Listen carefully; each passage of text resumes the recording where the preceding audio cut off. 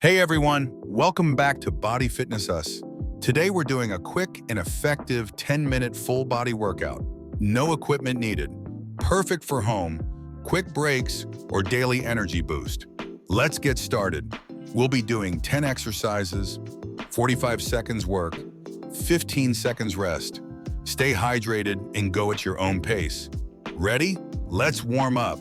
Get your blood flowing, loosen those joints. Great for legs and glutes. Keep your back straight. Work your chest, arms, and core. Modify as needed. Tighten your core, don't rock your hips. Engage your core and squeeze at the top. Push your pace, cardio plus core bar. Strengthen your back. Lift chest and legs slightly off the floor. Drive your knees up. Stay light on your feet. Great for balance and lower body strength. Final burn. Core tight, breathe steady. Last move, give it your all. You did it. Take a few deep breaths and give your muscles a gentle stretch. Awesome job. Just 10 minutes and your body's activated for the day. Like, comment, and subscribe to Body Fitness Us for more quick home workouts. See you in the next video.